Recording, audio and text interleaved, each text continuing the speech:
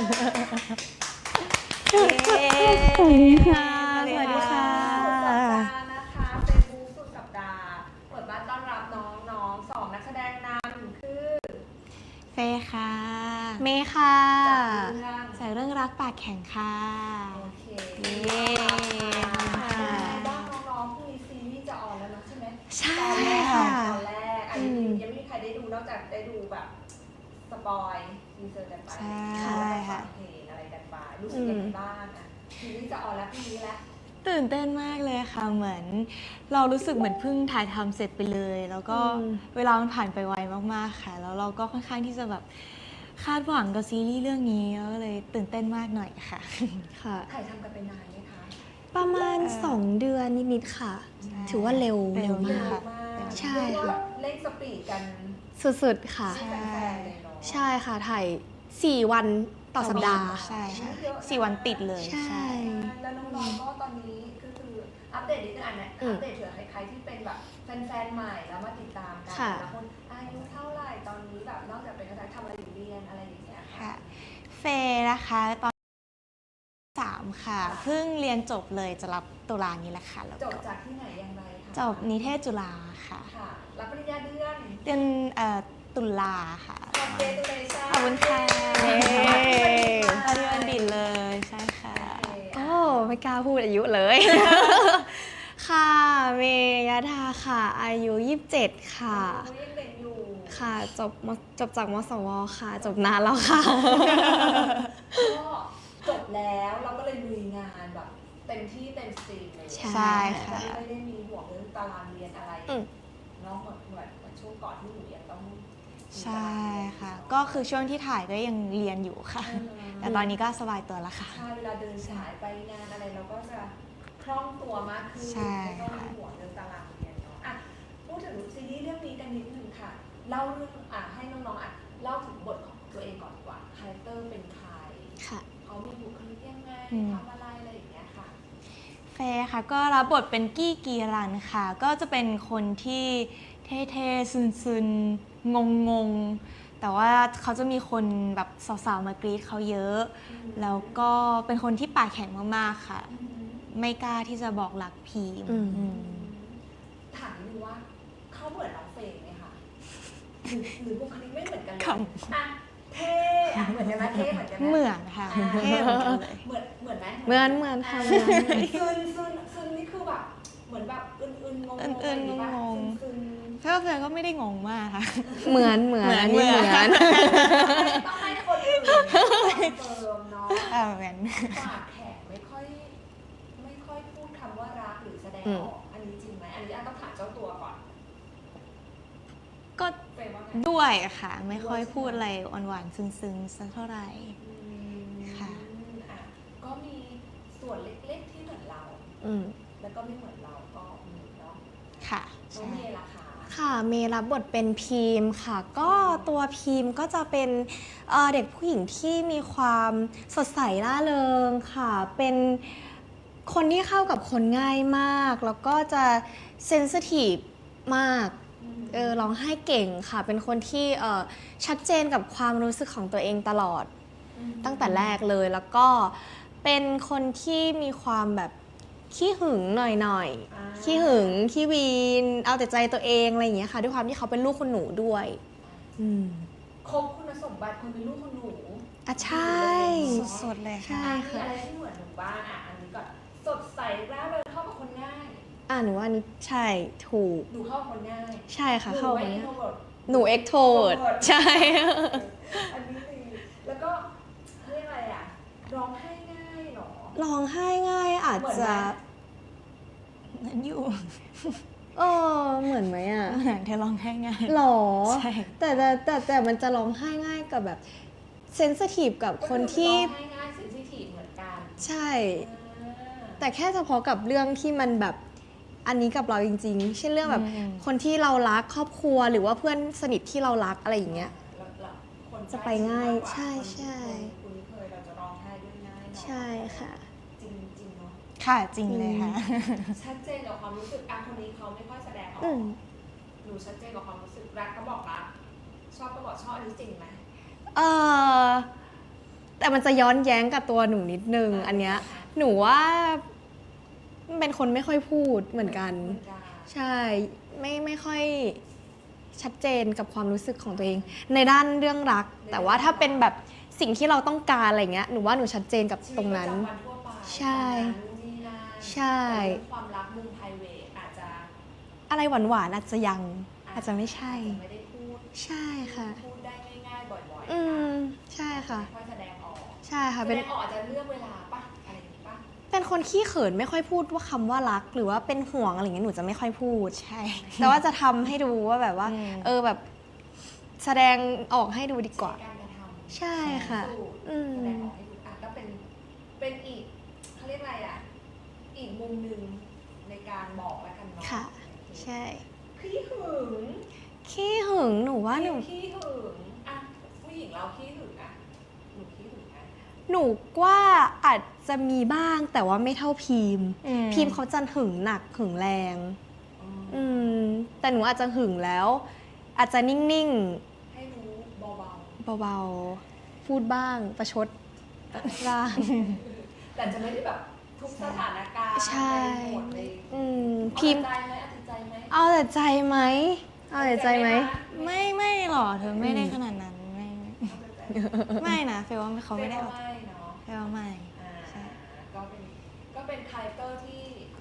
มีบางส่วนเหมือนเราและ ใช่ ไม่เหมือนเราก็เยอะ ค่ะ เรื่องนี้บอกเล่าเรื่องราวยังไงคะแอบสปอยให้พอคนดูได้ไปดูต่อ มันก็จะเป็นเรื่องเกี่ยวกับ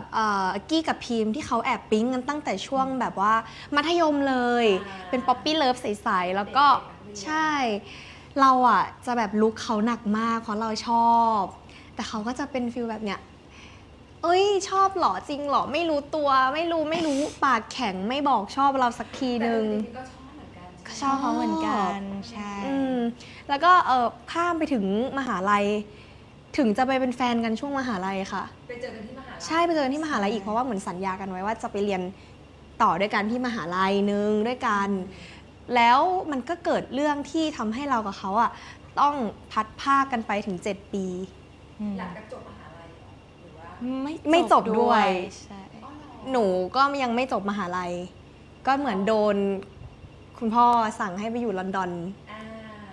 แล้วหายไป 7 ปี อ๋อ แล้วก็ ย้ายมหาลัยไปต่อปรี ใช่ค่ะ ลอนดอน ไปเรียนนู้นเลย แล้วตัวหนูล่ะ อยู่ที่เดิมค่ะ ก็ยัง เรียนที่ไทยเหมือนเดิมใช่ ก็เรียนมเดิมไป ใช่ ใช่ ค่ะ แล้วก็จะกลับมาเจอกันอีกครั้งในฐานะที่หนูเป็นรองประธาน แล้วเขาเป็น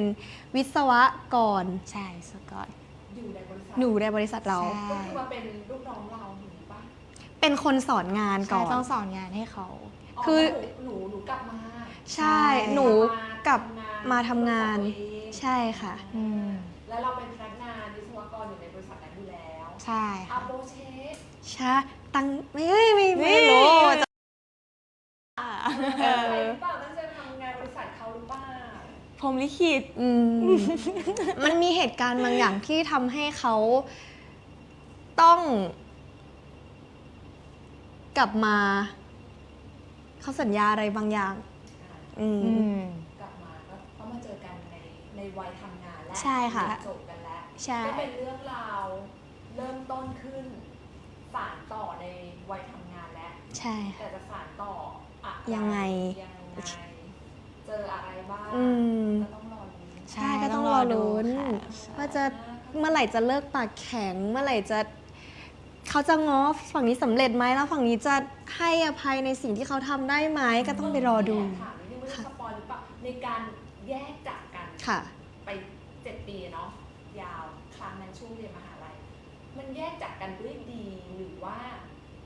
ไม่คือยังไงอะ ด้วยไม่ดี ด้วยไม่ดี ไม่ดี ใช่ เรื่อง ค่ะ หนึ่ง เรื่องหนึ่ง เกมหนึ่ง เหตุหนึ่ง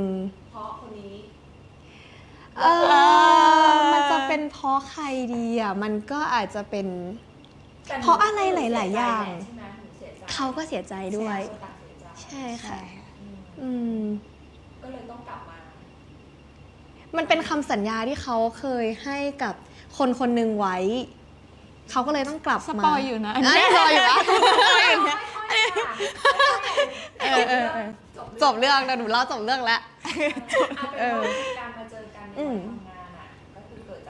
าก ค่ะ อย่างหนึ่งแล้วอาจจะต้องมาแก้ไขอะไรบางอย่าง อื เปล่า ม เดี๋ยวต้องดูกัน ใช่ใช่ ก็ ใช่ คือมาดูป๊อปปี้เลิฟในวัยเรียน ค่ะ กับวัยทำงานเนาะ ใช่ มันจะเหมือนน่ารักกุ๊กกิ๊กต่างกันไหม ใช่ เป็นแนวแบบเขาเรียกเป็นแนวป๊อปปี้เลิฟกุ๊กกิ๊กเนาะเป็นรักโรแมนติกใช่ไหม โรแมนติกคอมเมดี้ เป็น ใช่ คอมเมดี้โรแมนติกดราม่า เขาจะต้อง เขาจะเอาคอมเมดี้ไว้ข้างหน้า มีนิดนึงค่ะ นิดเดียวให้ครบรถค่ะ ประมาณ 2 EP แต่ดู ผิว ให้สนุกบันเทิงเนาะ ใช่ใช่ ใช่ ใช่ ไม่มีเรื่องดราม่าเยอะ ไม่เยอะค่ะ เป็นยังไงบ้างคะพอมาเล่นเรื่องนี้ชอบอะไรในเรื่องนี้คะ เฮ้ยจริงๆ ชอบทุกอย่างเลยค่ะ ทั้งคาแรคเตอร์ตัวละครเฟย์รู้สึกว่ามันเหมาะกับเราสองคนมาก มันเลยแบบ ดึงเสน่ห์ของตัวเราออกมาได้ค่อนข้างเยอะ แล้วคิดว่าแฟนๆ น่าจะรอที่จะเห็นเฟย์เมย์ในบทบาทแบบนี้ ใช่ เหมือนกันหนูชอบทุกอย่างเลยด้วยความที่เรื่องนี้ mood and tone มันตลกมาก มันคอมเมดี้มาก มันก็เลยรู้สึกว่าเรื่องนี้มันน่ารัก มันเหมาะกับเฟย์เมย์จริง ๆ ค่ะ มีฉากฟินๆเยอะไหม โอ้ ย เยอะ ไม่ต้องห่วงเนาะ เยอะเลยค่ะเรื่องนี้ เยอะมาก ก็มีกันตลอด เสิร์ฟเนาะ ใช่ เรื่องนี้เขาจัดให้เลยเพราะว่าเหมือนก็เรื่องที่แล้วเราอาจจะเล่นข่มกันมาเยอะแล้ว เรื่องนี้ก็เลยเหมือนเป็นแก้ตัวเรื่องที่เรากลับมาแก้ตัวกันอีกครั้งหนึ่ง พลิก อืม เรียกว่าพลิกเลย คือเตรียมหมอนหมุนอะไรจิตให้ผ่านเลยเนาะ ใช่ใช่ ค่ะ ใช่ อยากถามน้องๆว่าพอเราทำงานด้วยกันมาสักพักนึงแล้วอะค่ะ เรียนรู้อะไรต่อกันบ้างคะชอบอะไรประทับใจอะไรในกันและกัน อืม ช่วยเหลืออะไร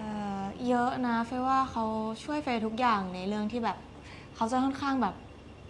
เป็นคนที่รวดเร็วจัดการตัวเองได้เก่ง พออยู่กับเขาก็จะแบบปุ๊บปั๊บปุ๊บปั๊บเสร็จแหละนู่นนี่นั่น อะไรเร็ว เป็นคนทำอะไรเร็วค่ะ ช่วงแรกๆนี่จะเป็นเขาที่ต้องแบบเตรียมนู่นเตรียมนี่ให้ตลอด เหมือนเราก็เริ่มซึมซับมาว่าแบบช่วยๆกันและแบ่งกันวันไหนใครเหนื่อยก็พัก ใครมีแรงก็ทำ อืม เขาเขาจะเป็นคนที่จำแทนเรื่องของเมย์ได้แทบทุกเรื่องเลย ก็เลยประทับใจว่าแบบ ขนาดหนูยังจำเรื่องตัวเองไม่ได้เลย แต่เขายังแบบจำให้เราแทนได้อะไรเงี้ย อย่างนี้อย่างนั้นด้วย ใช่แบบว่า อันนี้เธอไม่ชอบกินนี่ อันกินอันนี้อะไรอย่างเงี้ย เป็นเรื่องเล็กๆน้อยๆ ใช่ เป็นความใส่ใจ ใช่ค่ะ ในการแบบเรียกอะไรทำงานด้วยกันใช้ชีวิตอยู่ด้วยกันอะไรอย่างเงี้ย ใช่ค่ะ โอเคเรื่องนี้น้องๆเจออะไรที่แบบแปลกใหม่ ที่ผมไม่เคยเจอมาก่อนเลย แต่ได้มาเจอเรื่องเนี้ยมอยให้ฟังหน่อย อย่างแรกเลยน่าจะเป็นเรื่องที่ เจออะไรมาหรือต้องไปทำสิ่งนี้เพื่อเล่นเรื่องนี้หรืออะไร อย่างแรกเลยคือหนูว่าการที่เราบินไปถ่ายที่ญี่ปุ่นกัน ยกกองไปถ่ายที่ญี่ปุ่น อันนี้ก็ด้วยความที่เฟย์เมย์ยังไม่เคยไปถ่ายต่างประเทศเลย นี่คือครั้งแรกแล้วมันก็ได้ประสบการณ์เยอะมาก ได้แบบรู้อะไรที่แบบเรายังไม่เคยทำที่ไทยมาก่อน เช่นแบบการถ่ายแบบว่าซีนนึงต้องใช้เวลาถ่ายแค่ประมาณครึ่งชั่วโมงถึง1 ชั่วโมง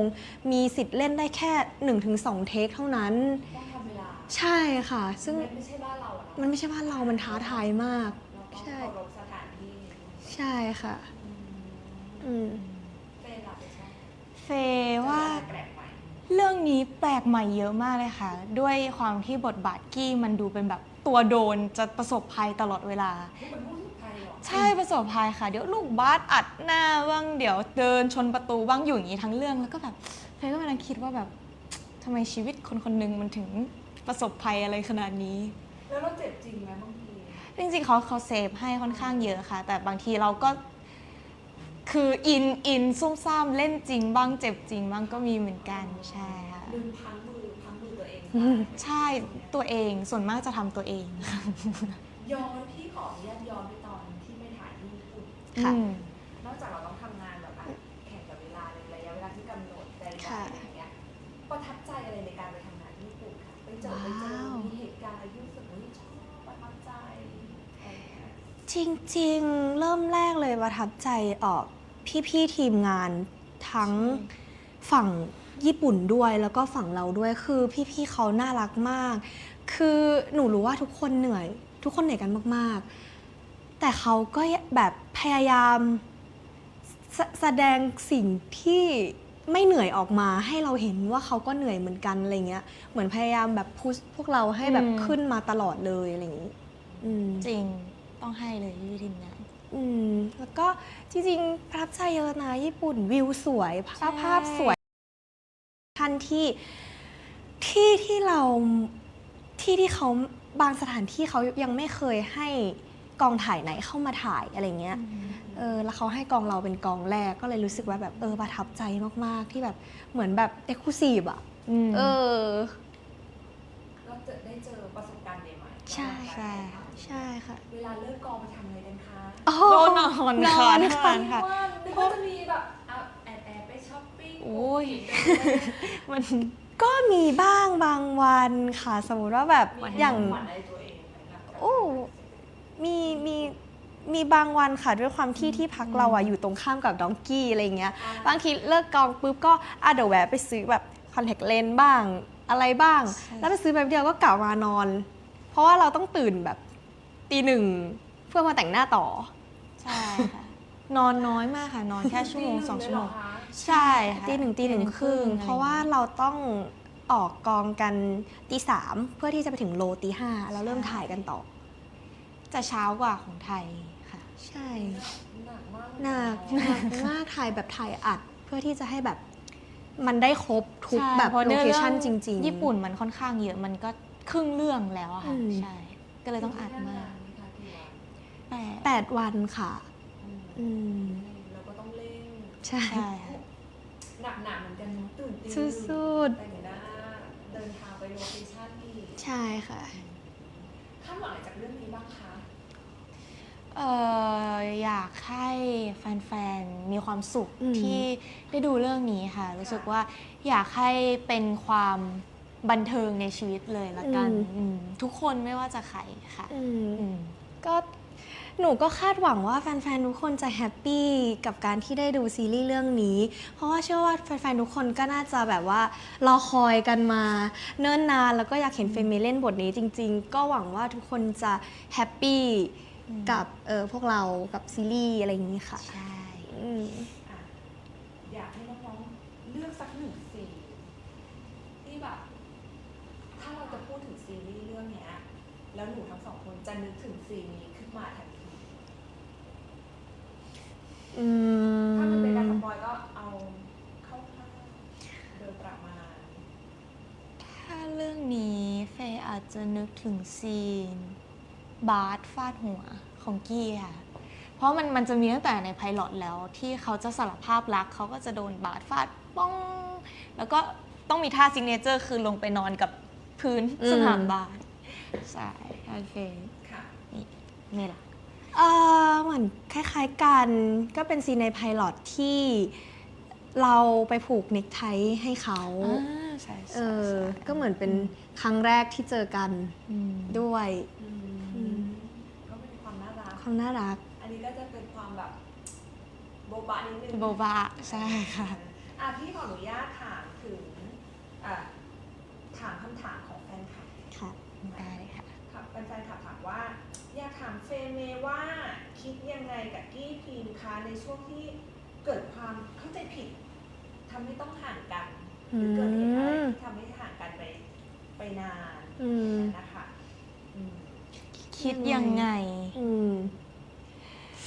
แล้วถ้าเป็นคนน้องๆจะเลือกทำแบบกี้กับพีมไหมเฟย์ไม่แน่นอนเฟย์รู้สึกว่าการตัดสินใจของกี้กับเฟย์ต่างกันมากๆแต่จะไม่ทำแบบนั้นแบบใช้หลักเหตุผลตรรกะไม่ค่อยเหมือนกันเท่าไหร่คือถ้าเป็นเฟย์จะไม่ทำแบบนั้นกว่าเฟย์จะเข้าใจกี้ในมุมมองเขาใช้เวลากับบทนานเหมือนกันค่ะเพราะว่าแบบไม่ค่อยเก็ตแต่พอแบบอยู่กันไปเรื่อยๆแล้วแบบอ๋อเข้าใจแล้วทำไมทำแบบนี้ใช่นี่แหละค่ะรู้สึกยังไงกับเหตุการณ์ที่ต้องห่างกันแล้วจะทำกับเขาไหมจะทำแบบนั้นไหมรู้สึกยังไงรู้สึกว่าสงสารพีมนะเพราะว่าการที่เขาเจอเหตุการณ์แบบนั้นหลังจากนั้นเขาหนักมากจริงๆสิ่งที่มันเกิดขึ้นกับเขาหลังจากที่เขาเจอเหตุการณ์แบบนั้นมันหนักกับเขามากจริงๆก็เลยรู้สึกว่าถ้าเป็นเมย์จะไม่เลือกทำแบบพีมก็คงจะ อืมก็คงจะตื้อเขาแหละ ก็คงจะพยายามเคลียร์ให้ได้มากที่สุด ตามไปหาที่บ้านให้เยอะๆกว่าเดิมอะไรอย่างเงี้ยคงไม่ตัดสินใจแบบไม่อยู่แล้วประเทศไทย มีคำถามหนึ่งด้วย เออ เขาบอกเขาบอกสมมุติ สมมุติค่ะ ค่ะ สมมุติ สมมุติว่าเฟย์กับเมย์คบกันอยู่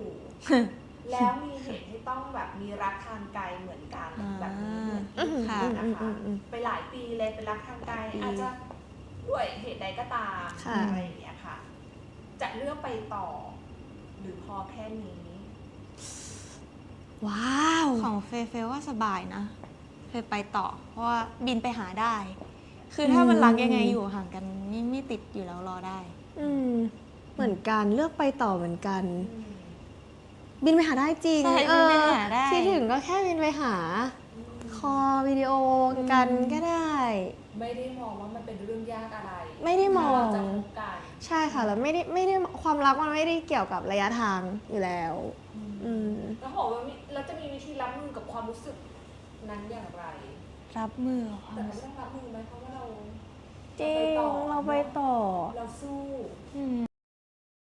เชื่อมั่นในกันและกัน แค่นั้นพอวิธี ใช รับมื ่ อ เชื่อ ในกันและกัน ใช่ ขับไฟเดย์ อุ๊ย ไปถามมาเอาขับไฟเดย์ก็ที่ชอตมีใครถามอะไรอีกไหมตอบปัญ มี หา ใคร เรื่อง เฟย์เมย์ตอบปัญหาเรื่องความรัก นั่นน่ะสิ มีใครมีปัญหาไหมคะ เป็นท็อปิกได้เลยเนาะ จริง โอเคแล้วก็เดี๋ยวขอดูคำถามต่อคือใครนะคะเรามีเพลงด้วย ใช่ค่ะ ใช่ เพลงนั้นคือ อยู่ๆก็เกิดอาการ unspoken ค่ะ เป็นไงคะเพลงนี้ ก็จะเป็นเพลงที่เรียกว่าไงดี แทนความรู้สึกของทั้งกี้และพิมพ์เลยที่อยู่ๆก็เกิดอาการใจเต้นตึกตักเวลาเจอกันเนาะก็เป็นไวเพลงแบบน่ารักค่ะมีความญี่ปุ่นนิดๆ ใช่ ใส่ความญี่ปุ่นเข้าไป ใช่ มีกลิ่น ให้เข้ากับเรื่องราวเรา ใช่ ใช่ค่ะ ขอสักท่อนฮุกได้ไหมคะทั้งคู่ ได้ค่ะสองสามอยู่ๆก็เกิดอาการใจฉันทำอย่างไรบอกเธอไปดีไหมดี พอมาอยู่ตรงหน้าไม่กล้าสักที เก็บมันต่อไปอย่างนี้จะดีไหมทำชาเลนจ์อะไรกันก็แท็กมาหน่อยเนาะ ใช่ แบบว่าทุกคนชาเลนจ์อะไรกันบ้างเต้นยังไงกันบ้าง ใช่ค่ะ ก็ติดแฮชแท็กอยู่ๆก็เกิดอาการชาเลนจ์ได้ค่ะ หรือว่าถ้าอยากฟังพวกเราร้องวันพรุ่งนี้เดี๋ยวมี ใช่ ใช่ แล้วแฟนๆฝากถามว่า มีเพลงประกอบซีรีส์แล้ว ค่ะ ถ้าสมมติว่าอยากจะมีเพลงเป็นของตัวเองเดี่ยวๆเลย น้องๆอยากทำเพลงแนวไหนคะ เมย์ ซิงเกิลเป็นของตัวเองอะไรอย่างเงี้ย จริงๆเมย์อยากทำเพลงแบบเศร้าๆเหงาๆ เพราะว่าเรารู้สึกว่าเราร้องเพลงสนุกมาค่อนข้างเยอะแล้ว เลยอยากร้องเพลงฟิลแบบเศร้าบ้างช้าๆใช่ค่ะเฟย์ล่ะ เฟย์มีเหมือนเขาแต่ว่าอีกใจหนึ่งก็อยากลองที่แบบฮิปฮอปสนุกมีท่าเต้นเท่ๆค่ะเพราะว่าเราเต้นหวานมาตลอดเลย ยังไม่เคยได้เต้นที่แบบเป็นตัวเองเลยก็เลย ถ้ามีเพลงตัวเองก็น่าจะ อยากลองสักแบบว่าแนวสนุกบ้าง แบบซ้ายแบบฮิปฮอปเท่ๆหน่อยหวานมาเยอะแล้ว แฟนๆถามว่าตัวทั้งคู่ถ้ามองอนาคตอันใกล้ก่อนเลย ค่ะ ประมาณ2-3 ปี ประมาณเนี้ยมองตัวเองไว้ยังไงมีแผนอะไรไว้ให้กับตัวเองบ้าง2-5 ปีใกล้ๆก่อน ก็ใกล้อยู่นะคะ 2 ปี2 ไกล ปีภายใน2-3 ปีเนี่ย ก็ หนูมองตัวเองไว้ยังไงหรือมีแผนของแผนตัวเองไว้ยังไงบ้างคะมีเป้ามีหมุดหมายของตัวเองไหม เฟย์ก็อยู่ในวงการต่อค่ะ อยากเล่นหนังใช่ซีรีส์ก็ยังอยากเล่นอยู่ค่ะ แล้วก็อยากเล่นคู่กับเมย์อยู่ อยากได้รับบทบาทที่มันหลากหลายขึ้น อยากมีคอนเสิร์ตคู่ ใช่ เล่นหนังด้วย อยากเล่นหนังด้วย เป็นอีกศาสตร์การแสดง ใช่ แบบหนึ่ง ใช่ค่ะ ค ของเมย์จริงๆ อยากทำอะไรหลายอย่างมากเลยอะแบบอยากลองถ่ายแบบบ้าง เดินแบบบ้าง หรือเล่นภาพยนตร์ก็อยากเล่นเออโฆษณาอะไรอย่างเงี้ย จ้างได้นะคะ จ้าง ใช่เลย ใช่อยากลอง อยากลองอะไรที่มันแปลกใหม่จากสิ่งที่เราเคยทำอยู่ตอนนี้ด้วย แล้วก็ฝันหนึ่งที่อยากมีกับเขาก็คืออยากมีคอนเสิร์ตด้วยกัน ใช่ค่ะ ใช่แค่นั้น เร็วๆอีกไม่นานเกินรอเชื่อว่าแฟนๆรอได้ หวัง ใช่ ว่า หวังว่าจะเป็นอย่างนั้นเหมือนกันค่ะ พูดถึงเรื่องภาพยนตร์อยากเล่นภาพยนตร์แนวไหนบทไหนคะ อุ้ย แต่สมมติว่าเผื่อแบบผู้จัดหรืออะไรแบบแอบ จริง อ่า ๆอยากเล่นอะไรที่มันค่อนข้างดีฟหน่อยแบบพ ว้าว วกเรื่องผีหรือว่าpsychological อะไรแนวนั้นค่ะ บทลึกๆนิดนึง บทลึกๆ ใช่ เหมือนกันเลย หรอ ใช่หนิวอยากเล่นเป็นผี อยากล แต่ อง เฟย์อาจจะไม่ได้อยากเล่นเป็นผี อยากเล่นนี่อยากลองเล่นเป็นผี อยากเป็นผีเลยแต่นี่อยากอยู่ในเรื่องของผี ใช่ อยากเป็นคนที่เจอผีมากกว่า เป็นคนที่รักกับผี แล้วเธอจะเป็นผี ใช่ที่เป็นผีนี่อยากเป็นผี ก็สรุปได้เล่นเรื่องเดียวกัน ผีนางล ได้หรออุ้ยเออ ผีนาง เพระว่เธอ รำ รำได้ ใช่ พี่ว่าได้เลยนะ ำ ได้แล้วค่ะพล็อตเรื่องตอนนี้รอ คนมาลงทุน ไม่ใช่อยากเห็นเมย์ในบทบาทไหนบ้างนะเดี๋ยวขออนุญาตดูคอมเมนต์นิดนึงว่าแฟนๆเป็นอย่างไรกันบ้าง วิ่งหนีผีในป่า นี่ก็ตายอยู่ดีที่กว่าจะวิ่งได้อะก็เจอ ถ้าพูดถึงกันและกัน ค่ะ สมมติว่า ถ้าพูดถึงชื่อฝ่ายตรงข้ามขึ้นมาน้องๆจะนึกถึงเขาด้วยเหตุการณ์หรือความรู้สึกแบบไหนเช่นอาจเฟย์พูดถึงเมย์ขึ้นมาแล้วแบบจะนึกถึงสิ่งเนี้ยหรือเหตุการณ์เนี้ย อืม มันจะนึกถึงเขายังไงหรือเหตุการณ์อะไร เนี่ยเหรอ นึกถึงวันพักผ่อน นึกถึงแบบเวลาไปเที่ยวอยู่ด้วยกันที่แบบสบายๆ เป็นมูดชิลๆอะค่ะ ค่ะ ใช่ โอ้ เมย์ล่ะถ้าพูดถึง ตอบ เฟย์ ดีชะ แล้วเราจะตอบอะไรเหรอ ตอนแรกที่คิดไว้อะคือเฟย์ตอบว่าถ้านึกถึงเฟย์จะนึกถึงหมา อธิบายไงเผื่อดี ไม่คืออยากเลี้ยงหมามันน่ารักตอนเนี้ยช่วงคือปกติชอบแมวแต่พออยู่กับเฟย์นานๆก็เลยแบบเราอยากเลี้ยงหมาเพราะเฟย์เขาชอบหมาแล้วเฟย์ก็หน้าเหมือน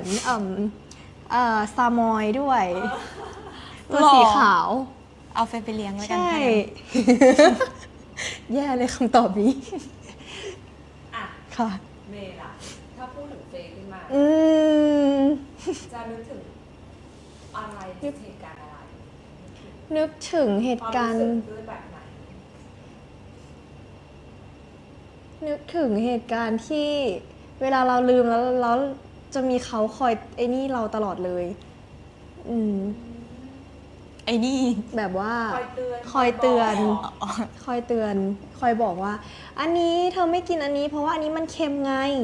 แต่หนูจำไม่ได้ว่าหนูกินอะไร